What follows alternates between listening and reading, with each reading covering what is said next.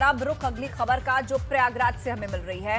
निजी अस्पताल में मासूम का इलाज न करने का यह मामला है। डीएम भानुचंद्र गोस्वामी ने जांच के लिए अब एक कमेटी बिठा दी है। 2 सदस्यीय जांच कमेटी अब इस पूरे मामले की जांच करेगी। जांच कमेटी में एडीएम सिटी और सीएमओ को रखा गया है। जांच कमेटी की रिपोर्ट के आधार पर अब इस मामले में कार्रवाई होगी।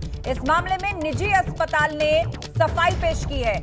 आरोपों को गलत बताया है इस अस्पताल ने और कहा है कि 3 मार्च को ही बच्ची सरकारी अस्पताल में रेफर कर दी गई थी। सिर्फ 6,500 रुपए का ही परिवार वालों ने भुगतान किया था। इलाज के नाम पर लाखों रुपए वसूले जाने के आरोपों को अस्पताल ने गलत बताया है। ज्यादा अपडेट के लिए रुक करते हैं। मोहम्मद मोइन हमारे साथ फोन लाइन पर जुड़ गए हैं। मोइन, बहुत ही बड़ा और शर्मनाक आरोप इस बड़े प्राइवेट हॉस्पिटल पर लगा था कि उसने बच्ची के इलाज के पैसे पूरे न मिलने के कारण उसे बिना ऑपरेट किए, बिना स्टिच लगाए, फटे हुए पेट के साथ ही वहां से चलता कर दिया, जिससे उस बच्चे की मौत हो गई। अब अपनी सफाई में क्या कह रहा है अस्पताल प्रशासन? जी बिल्कुल, अस्पताल जो प्रशासन है उस पर बेहद गंभीर आरोप लगे थे और ऐसे आरोप लगे थे जो मानवता को शर्मसार करने वाले थे। लेकिन इस बारे में कल देर रात जो है वो अस्पताल प्रशासन की तरफ से एक प्रेस नोट जारी किया गया, जिसमें अपनी सफाई पेश की गई और जो आरोप लगे हैं उन्हें बेबुनियाद बताया गया। ये बताया गया कि 3 मार्च को ही उस बच्ची को सरकारी अस्पताल में रेफर कर दिया गया था और लाखों रुपए लिए जाने की बात गलत है। सिर्फ 6,800 रुपए का बिल उनसे लिया गया था, जो इलाज किया गया था उसका भुगतान लिया गया था। दूसरी तरफ प्रयागराज का जो जिला प्रशासन है, डीएम भानुचंद्र गोस्वामी ने इस मामले में जांच के आदेश दे दिए हैं, क्योंकि सोशल मीडिया पर यह खबर जो है काफी तेजी से वायरल हो रही थी। उसमें प्रशासन और सरकार की भी किरकिरी हो रही थी।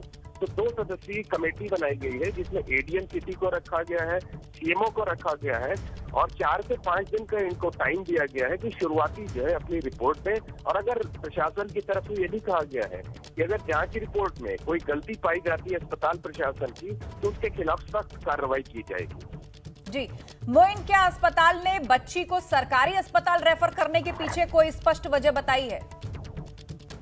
देखिए, अस्पताल का ये कहना है कि उनके यहाँ जो इलाज की सुविधा थी, क्योंकि बच्ची बेहद गंभीर बीमारी से पीड़ित थी और उनके यहाँ उस चीज की सुविधा नहीं थी, इस वजह से बच्ची को सरकारी अस्पताल में रेफर किया गया है।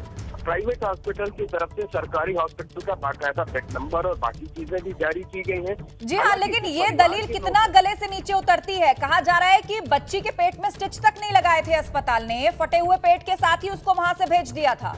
तो यदि इलाज मौजूद नहीं था तो क्या इस तरह ओपन स्टमक भेज देने की क्या मजबूरी थी? जी बिल्कुल, ये बेहद गंभीर आरोप है और यही वजह है कि सिर्फ सोशल मीडिया पर ही ये खबर वायरल नहीं हो रही है। जो पीड़ित, जो मृतक बच्ची है, उसके परिवार वालों ने कौशाम्बी पुलिस में बाकायदा इसकी शिकायत भी की है। हालांकि पुलिस ने अभी रिपोर्ट दर्ज नहीं की है। उम्मीद ये जताई जा रही है कि कम से कम जब इस मामले में लेकर के बवाल मचा हुआ है तो वो कौशाम्बी पुलिस आज इस मामले में एफआईआर दर्ज करेगी, जांच करेगी। तो 2 तरफा जांच आज शुरू होगी। एक तरफ पुलिस अपनी जांच करेगी, दूसरी तरफ डीएम की तरफ से जो एक एसआईटी। बिल्कुल, आप बता रहे हैं कि ये कमेटी बना दी गई है और कमेटी जल्द अपनी रिपोर्ट सौंपेगी और उसी के आधार पर अगर अस्पताल दोषी पाया जाता है तो उस पर सख्त कार्रवाई भी की जाएगी। बहुत शुक्रिया अपडेट के लिए मोइन। अगली खबर करते हैं। आतंकवाद तस्करी पर यूपी में खुफिया एजेंसी अलर्ट पर है। अब इंडो नेपाल बॉर्डर पर एटीएस की यूनिट तैनात की जाएगी। इंडो नेपाल बॉर्डर से एटीएस को खुफिया सूचना मिली है। एटीएस मुख्यालय में एक टीम को इंडो नेपाल बॉर्डर पर निगरानी के लिए तैनात किया गया है। इंडो नेपाल बॉर्डर से एटीएस की विरोधी तत्वों की पनाहगाह और घुसपैठ की सूचना काफी समय से मिल रही थी। अयोध्या और मथुरा में भी एटीएस की एक यूनिट बनेगी। तो एटीएस मुख्यालय से एक टीम इंडो नेपाल बॉर्डर भेजी गई है। अयोध्या और मथुरा में भी एटीएस की एक यूनिट बनाई जाएगी। आतंकवाद तस्करी पर यूपी में खुफिया एजेंसी अलर्ट पर है।